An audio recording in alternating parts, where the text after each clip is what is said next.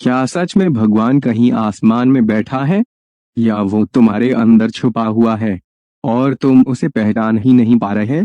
ओशो कहते हैं मनुष्य ने भगवान को बनाया है, भगवान ने मनुष्य को नहीं। सोचो, अगर तुम्हें बचपन से ये ना सिखाया जाता कि भगवान मंदिर में है, तो क्या तुम उसे कभी ढूंढते?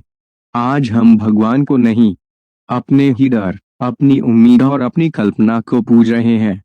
ओशो कहते हैं भगवान कोई व्यक्ति नहीं है, वो कोई आदमी नहीं है जो तुम्हारे कर्मों का हिसाब रख रहा हो, वो कोई जज नहीं है जो तुम्हें सजा देगा। भगवान एक ऊर्जा एनर्जी है, एक अनुभव एक्सपीरियंस है।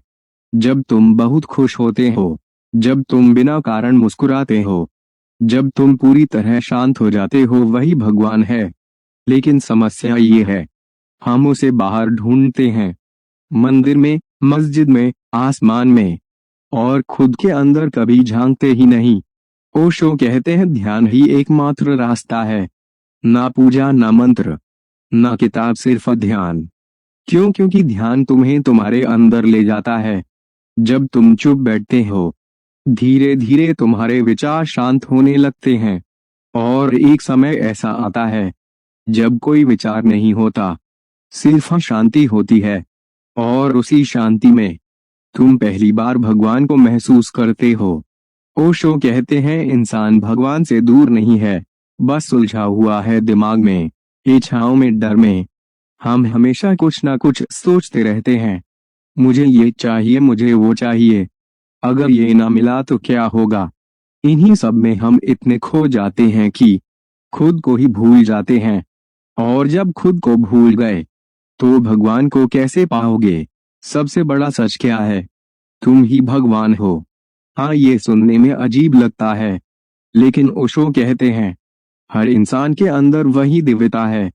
फर्क सिर्फ इतना है, कुछ लोग उसे जान लेते हैं और कुछ लोग पूरी जिंदगी ढूंढते रह जाते हैं। भगवान को पाने के लिए कहीं जाने की जरूरत नहीं है, बस खुद में उतरने की जरूरत है।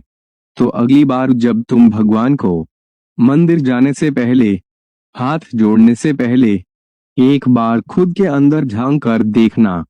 शायद जिसे तुम बाहर ढूंढ रहे हो, वो हमेशा से तुम्हारे अंदर ही था।